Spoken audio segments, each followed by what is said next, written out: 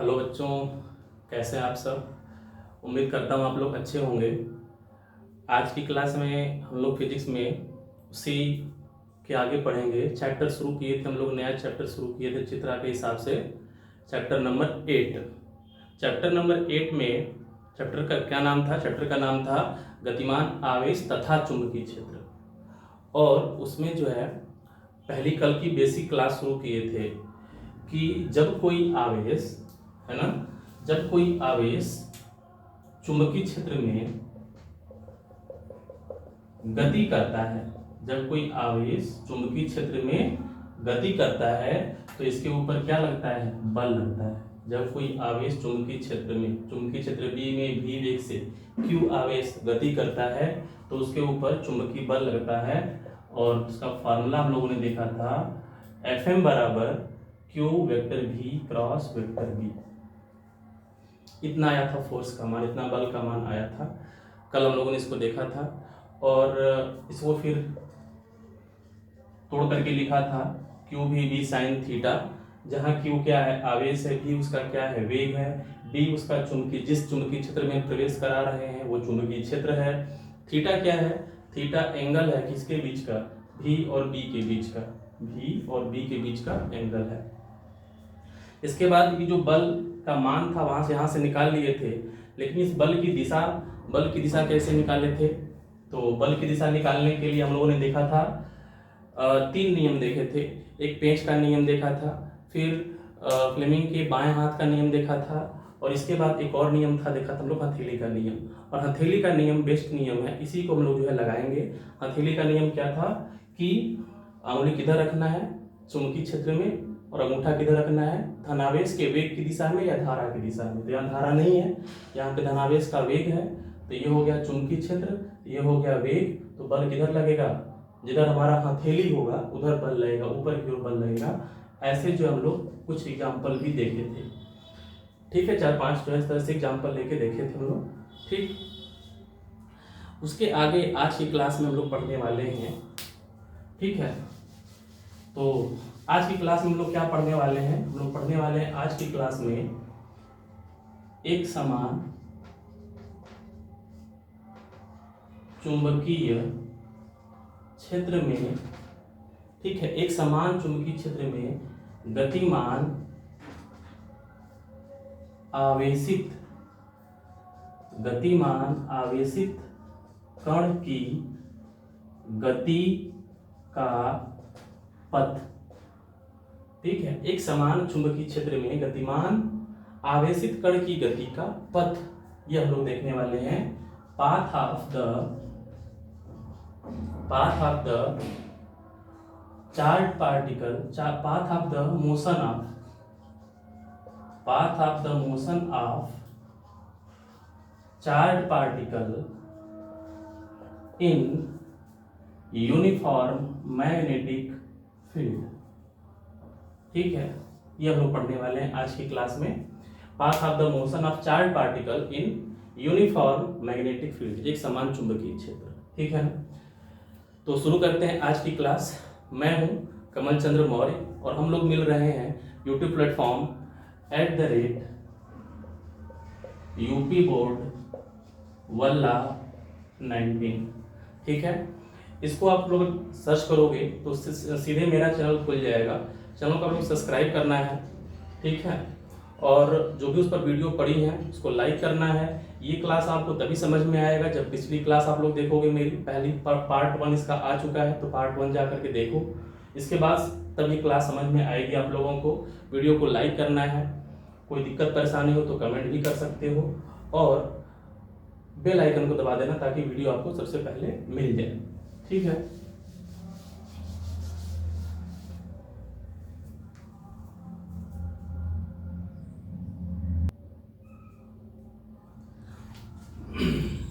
तो चलो शुरू करते हैं। क्या कह रहा है, पहले टॉपिक को समझते हैं, हेडिंग को समझते हैं। कह रहा है कि एक समान चुंबकीय क्षेत्र में गतिमान आवेशित कण की गति का पथ, मतलब कि अगर कोई आवेशित कण, ठीक है, एक समान चुंबकीय क्षेत्र में प्रवेश करता है, ठीक है, अगर कोई आवेशित कण एक समान चुंबकीय क्षेत्र में प्रवेश करता है v वेग से, तो उसका पथ कैसा होगा, वो किस रास्ते पर चलेगा, किस पथ पर चलेगा। उसका पथ सरल रेखीय होगा, उसका पथ वृत्ताकार होगा, उसका पथ परवलयाकार होगा, उसका पथ कुंडलनी कुंडलनी के आकार का होगा, इंग्लिश में उसको हेलिकल कहते हैं। तो कैसा उसका पथ होगा, ठीक है। तो इसके कुल 3 केस बनते हैं, है ना। एक समान चुंबकीय क्षेत्र में गतिमान आवेशित कण की गति का जो पथ होता है, इसके कुल 3 केस बनते हैं। तो उसमें हम लोग पहला केस देखेंगे, ठीक है। केस फर्स्ट है जब कण चुंबकीय क्षेत्र की दिशा में गति करे, है ना। पहला केस है कि जब आवेशित कण, वही आवेश, ठीक है ना, जब आवेशित कण चुंबकीय क्षेत्र की दिशा में प्रवेश करे या गति करे। मतलब कि जैसे मान लेते हैं ये है चुंबकीय क्षेत्र, इस पर जो है कल भी बातें हो चुकी थी थोड़ी बहुत, लेकिन आज डिटेल में हम लोग इस पर चर्चा करेंगे, ठीक है। तो अगर इस चुंबकीय क्षेत्र में आवेशित कण को ले जाकर रख देंगे, तो क्या इस पर कोई बल लगेगा? नहीं लगेगा ना। कल इस पर हम लोग बात किए थे कि आवेशित कण को गति करना आवश्यक है, इसको स्थिर आवेश पर कोई बल नहीं लगता है। स्थिर आवेश पर बल लगेगा, लेकिन जब यहाँ पे विद्युत क्षेत्र होगा तब। चुंबकीय क्षेत्र में स्थिर आवेश पर कोई बल नहीं लगता है। चुंबकीय क्षेत्र में आवेश पर बल लगाने के लिए आवेश का गतिमान होना आवश्यक है।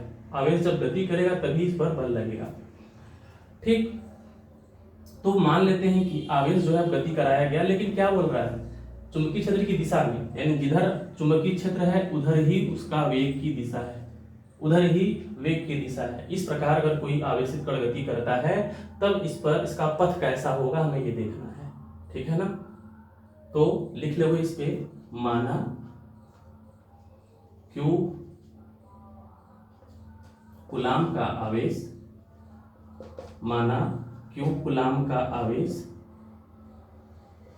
एक समान चुंबकीय क्षेत्र B में v वेग से चुंबकीय क्षेत्र की दिशा में प्रवेश करता है, ठीक है। एक समान चुंबकीय क्षेत्र में v वेग से चुंबकीय क्षेत्र की दिशा में प्रवेश करता है। तो अगर चुंबकीय क्षेत्र की दिशा में प्रवेश कर रहा है तो v और b के बीच का कोण कितना होगा, थीटा कितना होगा, 0 डिग्री, है ना। थीटा कोण होता है v और b के बीच का, क्योंकि दोनों समान दिशा में है ना। अच्छा, दिशा में भी हो सकता है या फिर कह सकता है कि विपरीत दिशा में, तब भी एक ही बात है। विपरीत दिशा मतलब ऐसे गति करेगा, इधर गति करेगा।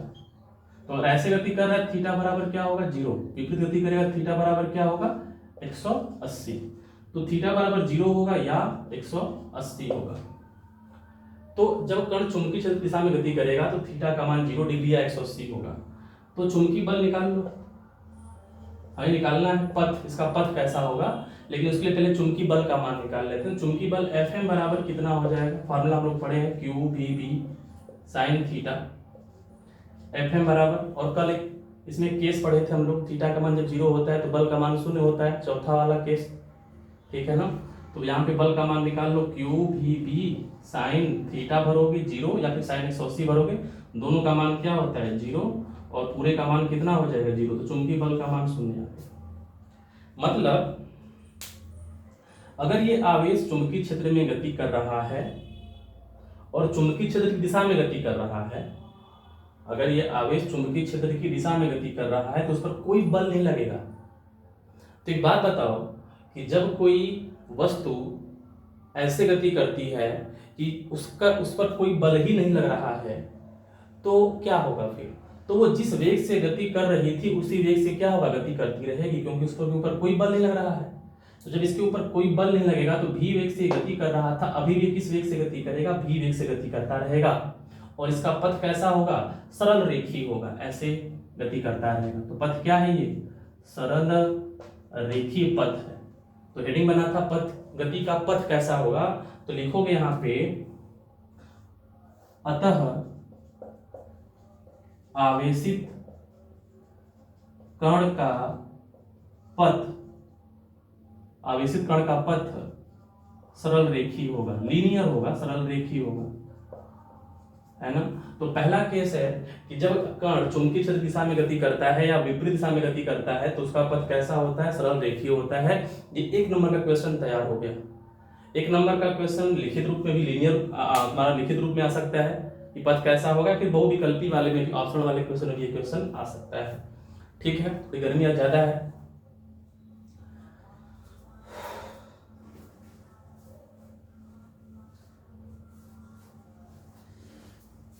तो इसे नोट कर लो, है ना, नोट कर लेना इसे।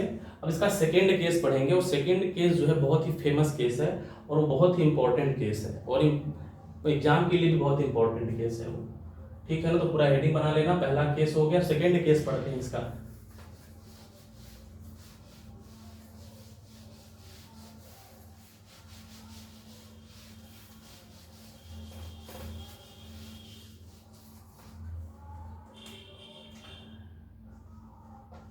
केस सेकेंड बहुत ही फेमस केस है, बहुत ही इंपॉर्टेंट है ना। ये बच्चे को ये केस पता होता है अगर कोई 12 पढ़ा है तो।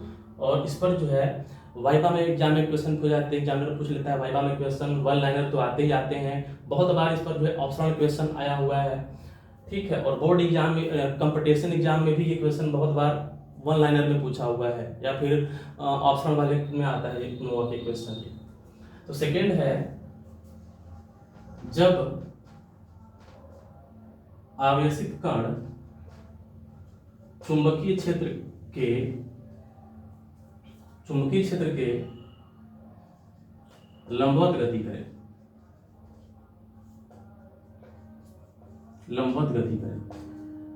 तो सेकेंड केस है ये, और बहुत इंपॉर्टेंट केस है कि जब आवेशित कण चुंबकीय क्षेत्र के लंबवत प्रवेश करे। ठीक है, मतलब कि एक समान चुंबकीय क्षेत्र है,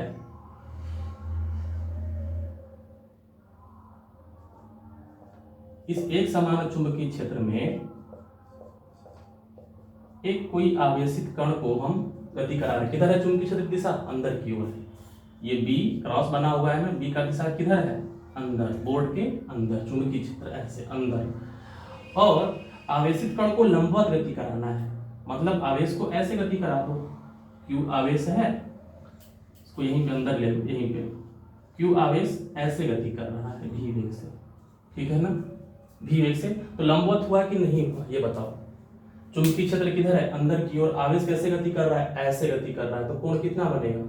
90 डिग्री बनेगा ना। देखो ये कोण कितना बनेगा? चुंबकीय क्षेत्र अंदर की ओर, आवेश पर ऐसे गति कर रहा है तो कितना कोण बनेगा? 90 डिग्री। अगर आवेशित कण को ऐसे गति कराओगे तभी कोण कितना बनेगा? 90 डिग्री। आवेशित कण को ऐसे गति कराओगे तभी कोण कितना बनेगा? 90 डिग्री। मतलब ऐसे फेंकना जरूरी नहीं है। आवेशित कण को ऐसे फेंको तभी कोण 90 बनेगा, ऐसे फेंको तभी कोण 90 बनेगा। बात समझ में आई? चुंबकीय क्षेत्र अंदर की ओर है, अब आवेशित कण को तुम ऐसे फेंको तभी कोण 90 बनेगा, ऐसे फेंकोगे तभी, ऐसे 10 फेंको तभी, तो 90 डिग्री कोण बनेगा ही बनेगा। मतलब केस सही है।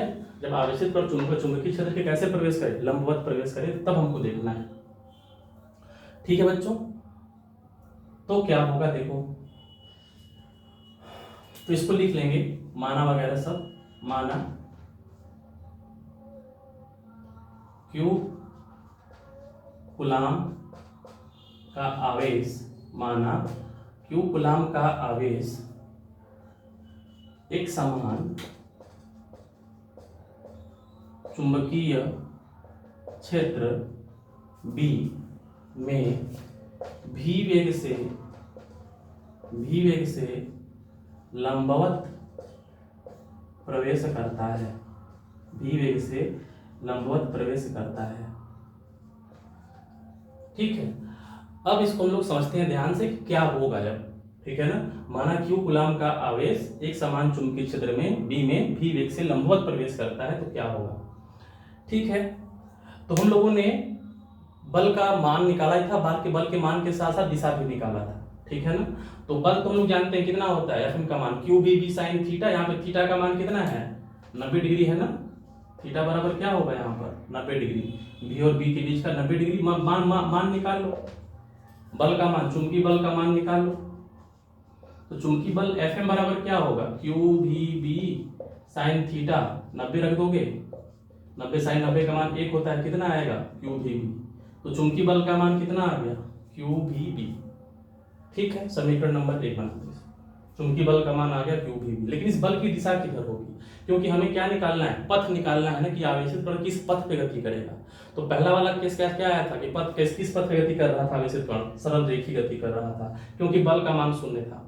लेकिन यहाँ बल का मान शून्य नहीं है, तो अगर बल का मान शून्य नहीं है तो फिर बल का मान भी होगा, इसके साथ साथ इसकी दिशा भी होगी। दिशा किधर होगी, देखो अपना कौन सा नियम लगाएंगे, दाएं हाथ की हथेली का नियम लगाएंगे। तो किधर है चुंबकीय क्षेत्र, ये किधर रखना है, चुंबकीय क्षेत्र की दिशा में रखना है, ये है चुंबकीय क्षेत्र। और यह अंगूठा किधर रखना है, वेग की दिशा में, आथन आवेश के वेग की दिशा में ऐसे रख दिया।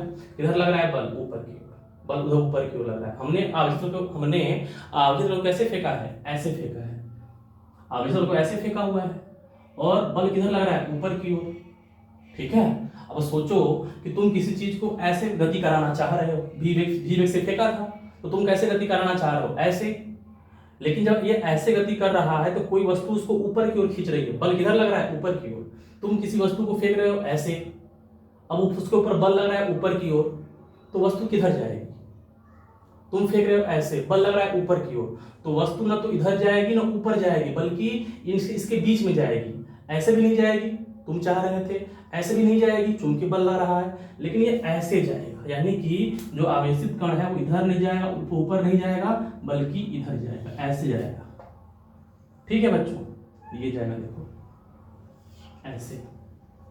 बल किधर लग रहा था, ऊपर की ओर, Fm का मान ऊपर की ओर, वेग ऐसे था, लेकिन वस्तु किधर जाएगी, आवेशित कण कैसे जाएगा, ऐसे जाएगा, बीच में जाएगा ना। ठीक है, अब तुम्हें कोई ऐसे खींच रहा है, तुम्हें कोई ऊपर से खींच रहा है, तो तुम किधर जाओगे, ऐसे जाओगे। बस वही सेम केस यहाँ पे है। ठीक है, अब यहाँ पे वस्तु पहुंच गई, वेग किधर होगा, इधर होगा, इसका वेग का दिशा, अब इसका वेग इधर हो गया ना, भी वेग इधर हो गया। अब इस यहाँ पर देखो बल किधर लग रहा है, अब Q यहाँ पहुंच गया, Q यहाँ से यहाँ पहुंच गया। अब देखो इस Q पर बल किधर लग रहा है, तो फिर वही नियम लगाओगे, यहाँ पर लगाना है। तो ये है चुंबकीय क्षेत्र की दिशा, उंगली, और ये अंगूठा हो गया किधर, वेग की दिशा। इधर बल लग रहा है, इधर बल लग रहा है, इधर। ठीक है ना, लगा के देख लेना, इधर बल लग रहा है, यानी ये Fm इधर लग रहा है, चुंबकीय बल इधर लग रहा है। अब बताओ वस्तु किधर जाएगी, इधर जाएगी, इधर जाएगी, न इधर जाएगी न इधर जाएगी, बल्कि इसके बीच में जाएगी, ऐसे जाएगी। ठीक है बालकों, यहां पर पहुंच गई, क्यों यहां पहुंच गई। अब देखो, अब इसका वेग किधर है, इधर। फिर निकालोगे चुंबकीय बल, तो फिर से यहां पर निकालना है चुंबकीय बल, ऐसे करोगे अपना उंगली चुंबकीय क्षेत्र अंदर की ओर, तो ऊपर क्या है, वेग की दिशा, किधर बल लगेगा, इधर बल लगेगा, तो ये हुआ, इधर लग रहा है चुंबकीय बल, Fm का मान। अब वस्तु किधर, आवेश किधर जाएगी, ऐसे जाएगा। ठीक है, तो तुम देखोगे कि इसी तरह यहाँ कहीं पर भी निकाल लो, यहाँ पर निकाल लो, यहाँ पहुंच गया, वेग का दिशा इधर हो गया, अब वेग इधर हो गया, वेग का दिशा इधर, कि चुंबकीय क्षेत्र अंदर की ओर, चुंबकीय क्षेत्र अंदर की ओर, वेग का दिशा इधर, किधर बल लगेगा, नीचे की ओर, इधर लगा है चुंबकीय बल नीचे की ओर। ठीक है, चुंबकीय बल नीचे की ओर, फिर यहाँ से आवेश किधर आएगा, यहाँ से ऐसे आएगा, इधर भी चुंबकीय क्षेत्र है। ठीक है, अब इधर जाएगा नीचे, न तो इधर जाएगा न इधर जाएगा, बल्कि इधर जाएगा, सॉरी ऐसे जाएगा। अब मान लो कि आवेशित कण यहाँ पहुंच गया, यहाँ पहुंच गया। अब यहाँ पे देखो किधर बल लग रहा है, तो वेग इधर है, और वेग नीचे हो गया, ये हो गया किधर, चुंबकीय क्षेत्र, वेग किधर, नीचे की ओर, किधर बल लग रहा है, इधर बल लग रहा है। हथेली हमेशा बल को दिखाएगी, इधर बल लग रहा है, तो इधर बल लग रहा है, Fm अंदर की ओर। अब किधर जाएगा, ऐसे जाएगा। तो देखो कि जो आवेशित कण है वो कैसे पथ पे जा रहा है, ये जा रहा है वृत्ताकार पथ पे। ये कैसा पथ बना, वृत्ताकार। यानी कि जब आवेशित कण को चुंबकीय क्षेत्र के लंबवत फेंका जाएगा तो उसका पथ कैसा होता है, वृत्ताकार होता है। बात समझ में आई। ठीक है, एक एक पॉइंट को मैंने समझाया है, ध्यान से समझ लेना इसको, है ना, ध्यान समझ लेना। इधर है चुंबकीय क्षेत्र अंदर की ओर, चुंबकीय क्षेत्र अंदर की ओर, आवेश को कैसे फेंका है, ऐसे लंबवत। अब ये आवेश जैसे ऐसे गया है तो उसके ऊपर बल लग रहा है ऊपर की ओर, तो ये आवेश ना ऐसे जाएगा ना ऐसे जाएगा, बीच में जाएगा, तो ये आवेश ऐसे गया है। फिर यहाँ पहुंचा, वेग की दिशा इधर, वेग की दिशा हमेशा जो है किधर होती है, स्पर्श रेखा की दिशा में। पढ़े हो तुम लोग क्लास 11 में, तो स्पर्श रेखा की दिशा में चुंबकीय बल निकालना है, ये लगा लो, इधर आ रहा है बल की दिशा। फिर यहाँ से यहाँ इधर जाएगा, इधर ऐसे जाएगा, फिर यहाँ गया इधर बल लग रहा है, यहाँ गया इधर बल लग रहा है, यहाँ फिर पहुंचा ऊपर बल लग रहा है। यानी कि हमेशा सेंटर की ओर, ये क्या है, वृत्ताकार पथ है ना, वृत्ताकार पथ का क्या होगा, केंद्र होगा, वृत्ताकार पथ का केंद्र होगा, और उस केंद्र की ओर चुंबकीय बल की दिशा किधर है, केंद्र की ओर। चुंबकीय बल की दिशा किधर है, केंद्र की ओर। इस चुंबकीय बल की दिशा किधर है, केंद्र की ओर, और कण किस पथ पे गति कर रहा है, वृत्ताकार पथ पे गति कर रहा है। तो यहाँ पे एक लाइन लिखोगे, है ना। इस स्थिति में आवेशित कण वृत्ताकार पथ पर गति करता है। इस स्थिति में आवेशित कण वृत्ताकार पथ पर गति करता है। पहले वाले केस में कैसा गति था, जब चुंबकीय क्षेत्र की दिशा में वस्तु कण को फेंका गया था तो सरल रेखी। दूसरा वाला केस जब लंबवत फेंके तो कैसा हो जाएगा, वृत्ताकार। मतलब तुम चुंबकीय क्षेत्र ऐसे है और वो कण को ऐसे फेंके हो, तो जैसे चुंबकीय ऐसे है, कण को ऐसे फेंको तो ऐसे गोल गोल घूम जाएगा।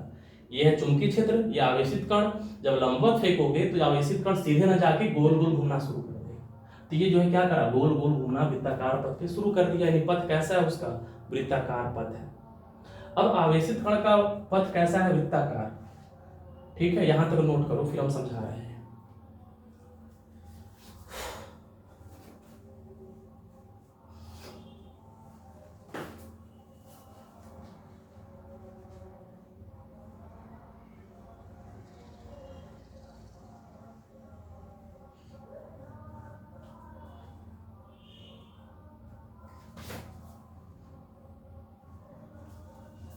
ठीक है, देखो इसके आगे देखो,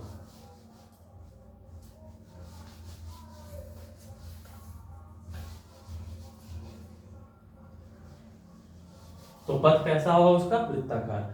अब हमें एक बात पता है कि कोई भी वस्तु वृत्ताकार पथ पे गति नहीं कर सकती जब तक कि उसको कहीं से अभिकेंद्र बल प्राप्त न हो, है कि नहीं। किसी वस्तु को वृत्ताकार पथ पे गति करने के लिए क्या चाहिए होता है, अभिकेंद्र बल चाहिए होता है। क्लास 11 तुम लोगों ने पढ़ा है कि जब किसी वस्तु को वृत्ताकार पथ पे गति करना होता है तो अभिकेंद्र बल उसको चाहिए। और अभिकेंद्र बल कैसा बल होता है, झूठा बल होता है ना। अभिकेंद्र बल झूठा मतलब कि बहुरूपिया होता है, किसी का भी रूप ले सकता है, किसी बल का रूप ले सकता है। क्लास 11 में तुम लोगों को पढ़ाए थे। तो अभिकेंद्र बल चाहिए होता है। जैसे कि पृथ्वी है, सूर्य के चारों ओर चक्कर लगा रही है वृत्ताकार पथ पे, तो उसको गति करने के लिए क्या चाहिए होता है, गुरुत्व। वहां पे चाहिए होता है अभिकेंद्र बल। अभिकेंद्र बल वहां पे कौन काम करता है, गुरुत्वाकर्षण बल। ठीक है, ऐसे ही यहाँ पर इसको क्या चाहिए, अभिकेंद्र बल चाहिए। तो ये आवेशित कण है, कैसा गति कर रहा है, वृत्ताकार पथ पे गति कर रहा है। और वृत्ताकार पथ पर गति करने के लिए क्या चाहिए होता है, अभिकेंद्र बल। ठीक है, यहां पे लिखेंगे आवेशित कण को।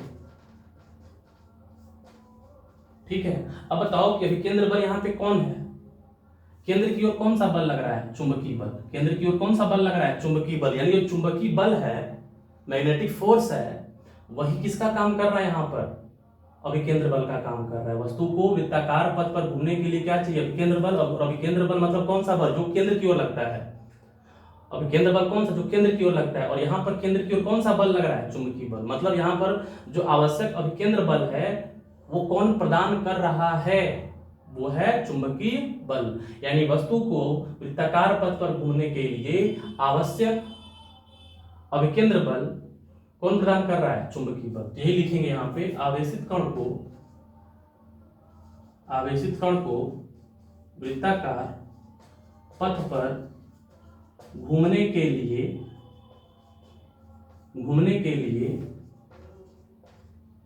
आवश्यक अभिकेंद्र बल चाहिए। बिना अभिकेंद्र बल के कोई वस्तु वृत्ताकार पथ पे नहीं घूम सकती। तो आवेशित कण को वृत्ताकार पथ पर घूमने के लिए आवश्यक अभिकेंद्र बल चुंबकीय बल प्रदान करता है। चुंबकीय बल प्रदान करता है, चुंबकीय बल प्रदान करता है, अतः अभिकेंद्र बल बराबर चुंबकीय बल। ठीक है, अतः अभिकेंद्र बल बराबर चुंबकीय बल। ये थोड़ा सा केस बड़ा है, बहुत फेमस केस है और इम्पोर्टेंट भी है। और ये समझ लीजिए, तुम लोगों को आगे पढ़ना है साइक्लोट्रॉन समझ में आ जाएगा अगर तुमने ये केस को ध्यान से समझ लिया। उसमें कुछ है ही नहीं साइक्लोट्रॉन में। साइक्लोट्रॉन का सिद्धांत ही यही है, साइक्लोट्रॉन का सिद्धांत यही है जो तुम लोग पढ़ रहे हो, सेकेंड वाला केस। ठीक है, तो अभिकेंद्र बल बराबर चुंबकीय बल। इस स्थिति में अभिकेंद्र बल कौन प्रदान कर रहा है? चुंबकीय बल। अभिकेंद्र बल कितना होता है पढ़ा है तुम लोगों ने, mv²/r, जहां पे m क्या है? आवेशित कण का द्रव्यमान, q का द्रव्यमान, आवेशित कण का द्रव्यमान है। ठीक है, mv²/r। और चुंबकीय बल कितना होता है? qvb sin थीटा, थीटा का मान 90 हो गया, समीकरण नंबर 1 बनाए थे अभी, qvb वही लिख देना समीकरण चुंबकीय बल sin, क्योंकि sin 90 का मान 1 हो गया है ना, qvb केवल आएगा, तो v से भी कैंसिल। क्या मिला? mv/r बराबर qb। हमें निकालना है, देखो हमें क्या क्या निकालना होता है, हमें निकालना है इस आवेश जो वृत्ताकार पथ है उसकी त्रिज्या निकालनी है। भाई वृत्ताकार पथ पे घूम रहा है तो उसकी त्रिज्या निकालनी है हमें। ठीक, ये वाला चित्र बनेगा, इस बना लेना तुम लोग। त्रिज्या निकालनी है हमें, यानी r का मान निकालना है। तो r का मान निकालना है तो r इधर भेज दो, क्यूब के नीचे भेज दो, तो r बराबर कितना हो जाएगा? r इधर क्यूब नीचे, तो r बराबर हो जाएगा mv/qb, r बराबर mv/qb। तो वृत्ताकार पथ की त्रिज्या कितनी आ गई? r बराबर mv/qb। पहला वाला डेरिवेशन आ गया। ठीक है, नोट करो इसे। तो ध्यान रखना कि जब किसी आवेशित कण को चुंबकीय क्षेत्र के लंबवत फेंका जाता है तो उसका पथ कैसा होता है? वृत्ताकार होता है। ये क्वेश्चन बहुत बार पूछा हुआ है। ठीक है ना, चलते फिरते लोग पूछ लेते हैं सर ये सवाल जो तुम लोगों से। r बराबर mv/qb, त्रिज्या निकाल लिए। अब निकालना है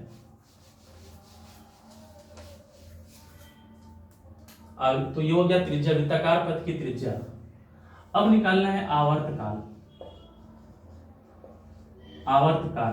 कैपिटल T निकालना है। तो आवर्तकाल क्या होता है? एक चक्कर पूरा करने में लगा समय। तो उस आवेशित कण को एक चक्कर पूरा करने में कितना समय लगेगा?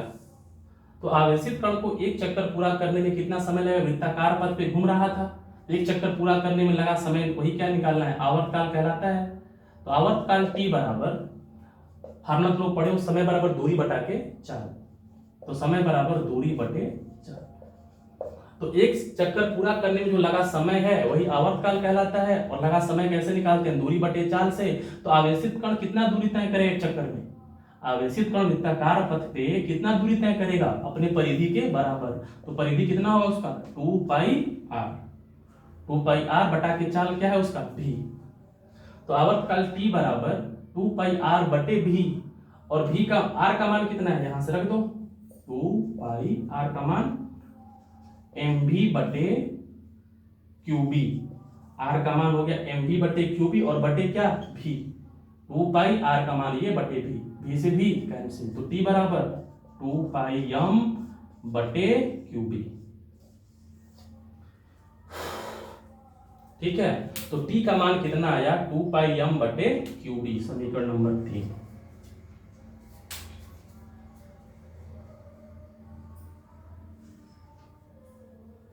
ठीक है, तो त्रिज्या आ गया, आवर्तकाल आ गया। अब इन दोनों समीकरणों को ध्यान से देखो, समीकरण 2 और 3 को ध्यान से देखो। समीकरण 2 में r बराबर है mv/qb, मतलब जो r है किसके अनुपाती है? वेग के अनुपाती है। मतलब तुम जितना तेज फेंकोगे त्रिज्या उतनी बड़ी होगी, अनुक्रमानुपाती है ना। तुम जितना कण को तेज फेंकोगे चुंबकीय क्षेत्र के लंबवत, जितना तेज फेंकोगे उसका त्रिज्या उतना बड़ा होगा, उसका पथ वृत्त उतना बड़ा बनेगा। यानी वो कण उतने बड़े वृत्ताकार पथ पे गति करेगा, वो कण उतने बड़े वृत्ताकार पथ पर गति करेगा। तुम फेंकोगे इसे, शून्य से घूमना शुरू कर देगा। धीरे से फेंकोगे छोटे से, तेज फेंकोगे धीरे से फेंकोगे छोटे वृत्त पे, तेज फेंकोगे बड़े वृत्त पे। तो जितना तुम वेग दोगे उतना उसकी बड़ी त्रिज्या होगी। अब यहाँ देखो जो आवर्त काल है, आवर्त काल क्या v पर निर्भर कर रहा है? क्या वेग पर निर्भर? इसमें कहीं वेग दिखा हमें? इस फार्मूले में कहीं वेग दिख रहा है? नहीं ना। तो आवर्त काल वेग पर निर्भर नहीं करता। ठीक है, आवर्त काल यानी एक चक्कर जो पूरा करने में लगा समय है वो वेग पर निर्भर नहीं कर रहा है, ऐसा हमें लगता है। ऐसा थोड़ा सोचो दिमाग लगा करके कि जब वस्तु को तेज, जब आवेशित कण को तेज फेंकेंगे तो ऐसा लग रहा है कि नहीं, उसको तेज घूम करके जल्दी पूरा कर लेना चाहिए, यानी आवर्त काल कम होना चाहिए, ऐसा लग रहा है, फील हो रहा है कि जब आवेशित कण को तेज फेंकेंगे तो तेज फेंकने पे उसको क्या करना चाहिए, तेजी से उसको पूरा कर लेना चाहिए चक्कर, और उसका आवर्त काल क्या कम होना चाहिए। जब धीरे से फेंकेंगे तो धीरे से धीरे धीरे चल करके उसका आवर्त काल क्या अधिक होना चाहिए, लेकिन ऐसा नहीं होगा। बताओ क्यों? ऐसा क्यों नहीं होगा? आवर्त काल का मान वेग पर निर्भर करता ही नहीं है, मतलब कि आवर्त काल तुम किसी भी वेग से फेंको, किसी भी वेग से फेंको, आवर्त काल क्या रहेगा? वही रहेगा। ठीक है, यानी 5 कूलाम के आवेश को, 5 कूलाम के आवेश को चुंबकीय क्षेत्र में चाहे तुम 10 मीटर प्रति सेकेंड से फेंको, चाहे 5 मीटर प्रति सेकेंड से फेंको, उसका आवर्त काल वही रहेगा। तेज फेंकोगे तब भी, धीरे फेंकोगे तब भी। 5 कूलाम का आवेश है, अगर उसको तुम तेज फेंकोगे तब भी, धीरे फेंकोगे तब भी, उसका जो उसका आवर्त काल है वही रहेगा। वृत्त छोटा बड़ा बन सकता है, वृत्त छोटा बड़ा बन सकता है, लेकिन जो आवर्त काल है वो वही रहेगा। बताओ क्यों? क्योंकि जब तुम तेज फेंक रहे हो तो वृत्त भी तो बड़ा हो रहा है। अभी देखा था ना, जब तेज फेंक रहे हैं तो वेग, उसका त्रिज्या भी क्या हो रहा है? बड़ा हो रहा है। जब तेज फेंकेंगे तो त्रिज्या बड़ा होगा, जब त्रिज्या बड़ा होगा तो कण को अधिक दूरी तय करनी पड़ेगी, और जब धीरे फेंकेंगे तो उसका त्रिज्या छोटा होगा तो उसको कम दूरी तय करनी पड़ेगी। तो मिला मिलाकर जो लगने वाला समय है ना वो बराबर हो जाता है। तेज फेंकोगे बड़ा वृत्त बनेगा, वही समय लगेगा, धीरे फेंकोगे छोटा वृत्त बनेगा, वही समय लगेगा। मतलब आवर्त काल वेग पर निर्भर नहीं करता। ठीक है, इस चीज को ध्यान समझ लो।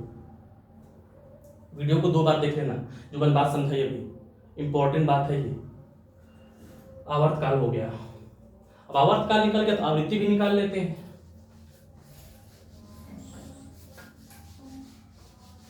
नोट्स बनाया करो, ठीक है ना। नोट्स बनाना बहुत जरूरी है, अपने हाथ से नोट्स बनाओ। मैं कोशिश करता हूँ सारी बातें बोर्ड पर लिखने की, लेकिन अगर कुछ बातें छूट रही है तो किताब से देखो। माना वाला पार्ट, डेरिवेशन नहीं छूटता मेरा, माना वाला पार्ट छूट जाता है, किताब देख के लिख लो। वैसे मैं प्रयास करता हूँ अब कि न छूटे, वो भी मैं बोर्ड पे लिखने का प्रयास करता हूँ अब। ठीक है, अब क्या निकालना है? उसकी आवृत्ति, फ्रीक्वेंसी, आवृत्ति, फ्रीक्वेंसी। तो फ्रीक्वेंसी क्या होता है? फ्रीक्वेंसी जो आवृत्ति होती है वो आवर्त काल का विपरीत होता है। F = 1/t, F = 1/t, मतलब इसका उल्टा कर दो। उल्टा करोगे तो क्या हो जाएगा? QB ऊपर, 2πm नीचे, और यहां से क्या निकल जाएगा? आवृत्ति निकल जाएगा। ठीक है, तो त्रिज्या निकल गया, आवर्त काल निकल गया, आवृत्ति निकल गया, है ना। अब निकाल लेते हैं कोणीय आवृत्ति या कोणीय वेग, है चाहे कोणीय वेग कहो या फिर कोणीय आवृत्ति, एंगुलर वेलोसिटी। ठीक, एंगुलर फ्रीक्वेंसी या एंगुलर वेलोसिटी। तो कोणीय दिखाते हैं ओमेगा से। ओमेगा बराबर क्या होता है? 2πf। ओमेगा बराबर 2πf। तो 2πf का मान ये रहा, QB बटा के 2πm, Q बटे 2πm, f का मान 2π कैंसिल, तो ओमेगा बराबर QB बटा के m। तो भाई कुल 4 बातें हैं, त्रिज्या, आवर्त काल, आवृत्ति, कोणीय आवृत्ति। ठीक है ना, इस चीज को बहुत ध्यान से कर लो।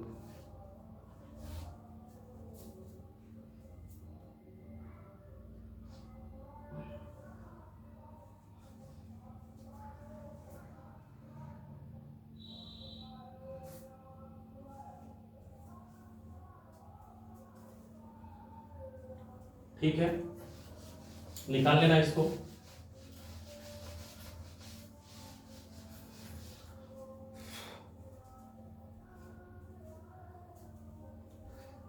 इस पर एक सवाल कर लेते हैं।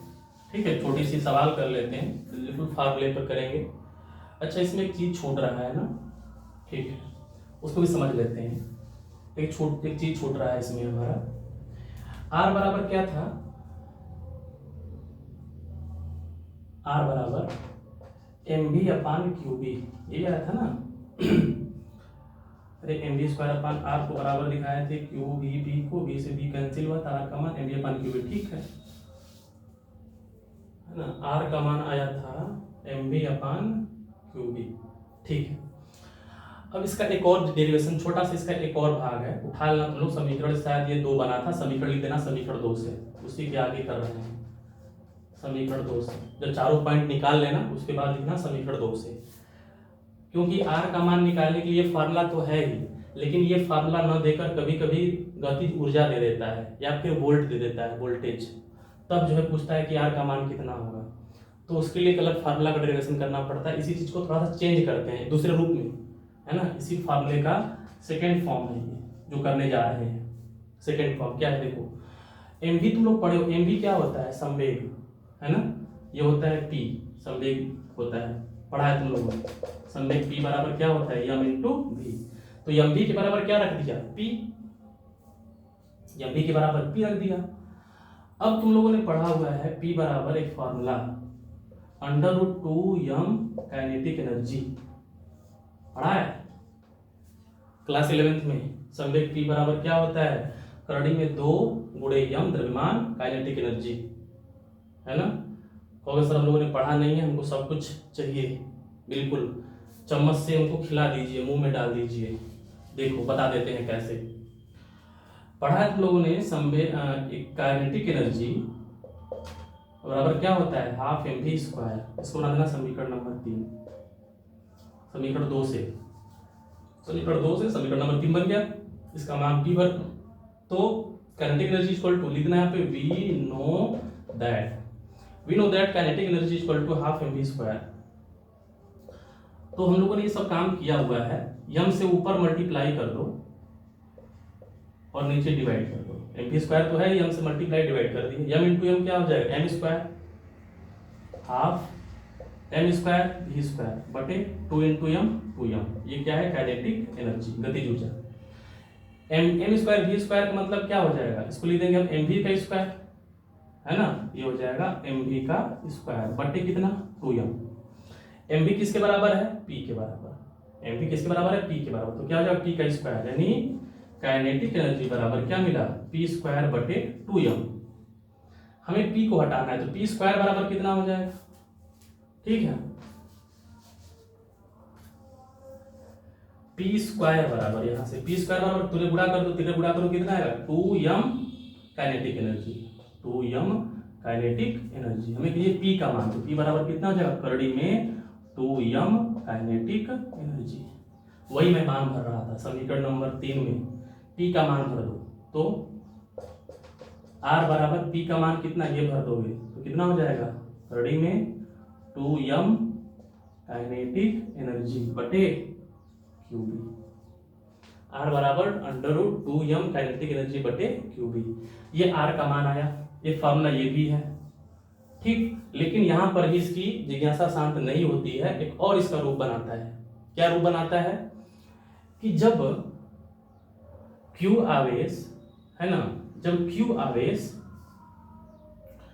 भी वोल्ट के, है ना, जब क्यू आवेश गति करता है भी वोल्ट के विद्युत विभव में, भी वोल्ट के विद्युत विभवांतर में गति करता है, तो उसके द्वारा किया गया कार्य हम लोगों ने पढ़ा था, ठीक है ना।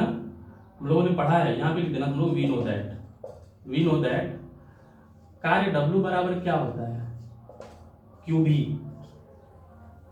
अरे वोल्टेज की डिफिनीशन पढ़े थे, बेसिक वाली वोल्टेज की डिफिनीशन क्या होती है, V equal to W upon Q, कार्य बटा के आवेश। तो अगर मैं W बराबर पूछूं तो कितना हो जाएगा, VQ।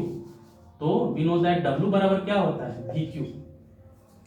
और जब आवेश यहां पर गति कर रहा है और भी विभवांतर के विद्युत भी वोल्ट के विद्युत विभवांतर में गति कर रहा है क्यू आवेश, तो किया गया कार्य कितना है, W। और आवेश गति कर रहा है इसलिए कार्य हुआ है, आवेश गति कर रहा है इसलिए कार्य हुआ है, तो यही कार्य अंत किसके बराबर हो जाता है, गतिज ऊर्जा के बराबर, ठीक है ना। तो लिखोगे चूंकि W इक्वल टू VQ और यही W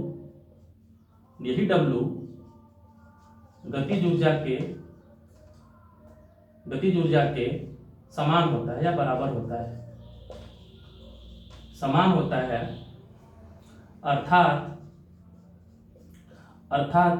W बराबर वी क्यू, और W किसके बराबर, गतिज ऊर्जा के, अर्थात W जगह क्या रखेंगे, काइनेटिक एनर्जी, अर्थात काइनेटिक एनर्जी बराबर वी क्यू। भाई W बराबर वी क्यू, और W कहाँ से आया, कार्य करने के कारण, और कार्य कहाँ से हुआ, गतिज ऊर्जा के कारण। गतिज ऊर्जा का मान कितना हो जाएगा, W बराबर वी क्यू, गतिज ऊर्जा बराबर कितना हो जाएगा, वी क्यू। अब इस काइनेटिक एनर्जी का मान यहाँ रख दो, इसको अंदर समीकरण नंबर 3 तो पहले हो चुका है, 4 भी हो चुका था ना, समीकरण नंबर 2 3 4 5 हो चुका था, जो भी समीकरण तुम लोग बना लेना। समीकरण नंबर शायद 6 बनेगा, समीकरण नंबर ये 7 बनेगा। ठीक है, समीकरण नंबर 7 में काइनेटिक एनर्जी का मान भर दो। तो R बराबर करड़ी में 2m तो पहले से ही है, काइनेटिक एनर्जी का मान कितना भर देंगे, वी क्यू बटे क्यूबी, R का मान ये आया। ठीक है, R का मान ये आया। हमें R का मान अभी ये फाइनल नहीं है। ठीक है, R का मान देखो क्या करेंगे, ये Q है, नीचे भी Q है ना, तो इस Q को अगर अंडर रूट में लिखना तो क्या हो जाएगा, Q स्क्वायर, और इसको लिख सकते हैं, देखो क्या लिख सकते हैं, पूरे को ले आए करड़ी में, तो 2m वी क्यू तो करड़ी में है, 2m वी क्यू तो करड़ी में है ही, नीचे क्या है, क्यूबी का स्क्वायर करो, क्यू स्क्वायर बी स्क्वायर हो जाएगा, एक को क्यू कट जाएगा, तो R बराबर क्या मिला, 2m v बटे क्यूबी स्क्वायर। ये है एक अगला फार्मूला। ठीक है बच्चों, तो R का कुल 3 फार्मूला है, वृत्ताकार पथ की जो त्रिज्या है वो उसके कुल 3 फार्मूले हैं। पहला फार्मूला है mv बटे क्यूबी, दूसरा फार्मूला है under root 2m kinetic energy बटा के क्यूबी, और एक और फार्मूला है ये वाला अंडर रूट 2m v बटे क्यूबी स्क्वायर। तो इन तीनों फार्मूले पर से किसी पर भी सवाल पूछ लेता है बोर्ड पेपर में, ठीक है ना, तो ध्यान रखना इस चीज को। डेरिवेशन करने के लिए अगर आता है तो derivation R equal to M B upon Q B कर देना काफी है, लेकिन अगर सवाल वगैरह तीनों पर पूछ सकता है, ठीक है ना, तो फार्मूला इसके ध्यान से नोट कर लेना, याद कर लेना। ठीक,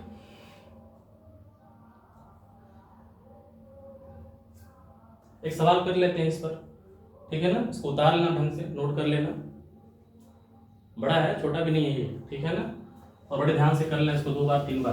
तो हमने क्या सीखा, पहला वाला केस देखा, कि जब आवेशित कण चुंबकीय क्षेत्र की दिशा में गति करेगा तो उस पर कोई बल नहीं लगेगा, और उसका पथ कैसा होगा, वृत्ताकार सरल रेखी, और जब आवेशित कण चुंबकीय क्षेत्र के लंबवत गति करेगा तो उसका पथ कैसा होगा, वृत्ताकार होगा, तो उसकी त्रिज्या क्या होगी, आवर्तकाल क्या होगा, आवृत्ति क्या होगा, कोणीय आवृत्ति क्या होगा, सब निकाल लेंगे।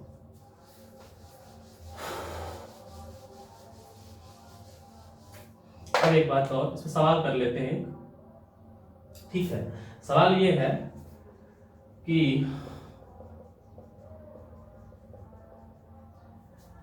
चुंबकीय क्षेत्र है 2 वेबर प्रति मीटर स्क्वायर या 2 टेस्ला, और इसमें जो है एक इलेक्ट्रॉन है वो गति कर रहा है 10 मीटर प्रति सेकेंड के वेग से गति कर रहा है। ठीक है, तो पूछ रहा है कि इसकी त्रिज्या क्या होगी, आवर्तकाल क्या होगा, और इसकी आवृत्ति कितनी होगी। ये तीनों बातें पूछ रहा है।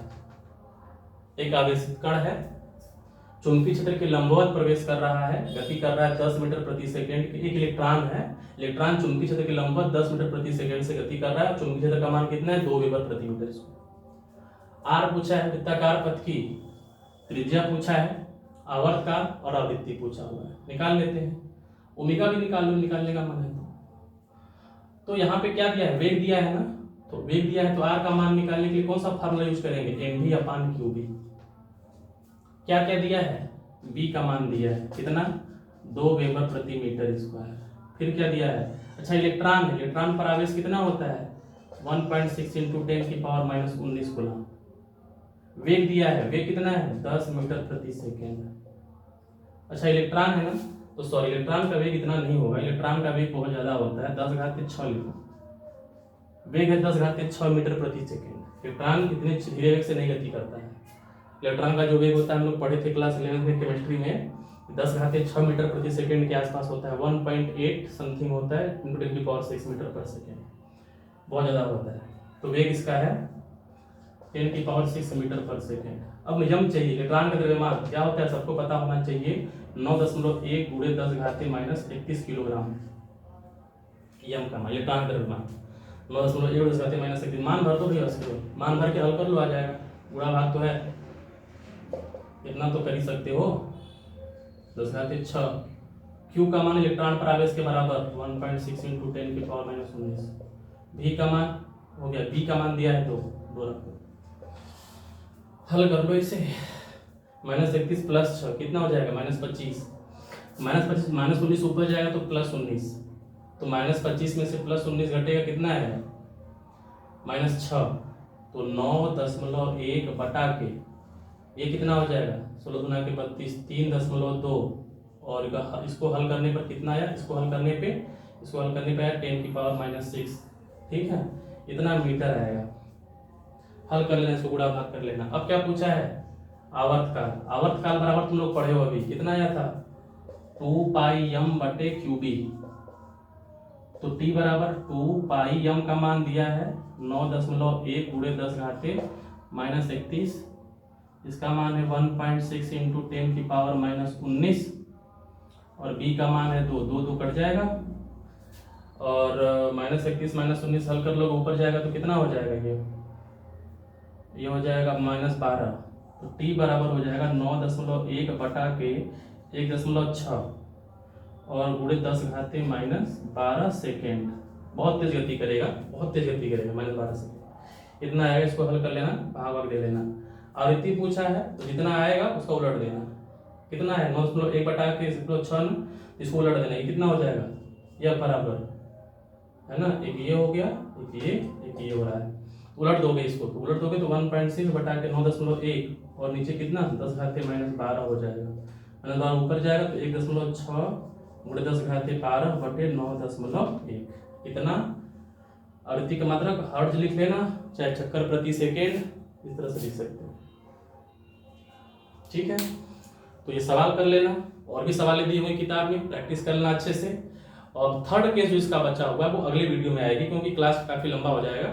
तो थर्ड केस इसका अगले वीडियो में आएगा कि जब आवेशित कण को सरल सीधे फेंक लिए हैं, चुंबकीय क्षेत्र के सीधे दिशा में फेंक लिए हैं, लंबवत फेंक लिए हैं, अब किसी कोण पर फेंका जाएगा, चुंबकीय क्षेत्र से किसी कोण पर फेंका जाएगा, तब क्या होगा, ठीक है ना। तो थर्ड केस लास्ट केस है इसका, उसको अगले वीडियो में देखेंगे। यहाँ तक जो है इसको पढ़ लो, तैयार करो, डेरिवेशन बार बार कर लो, 3-4 बार कर लो, ताकि तैयार हो जाए बोर्ड पेपर के लिए। और साइक्लोट्रॉन में ये कॉन्सेप्ट लागू होने वाला है, इसलिए काफी इंपॉर्टेंट है ये। बस इसके आगे कल पढ़ेंगे। ऑल द वेरी बेस्ट, ठीक।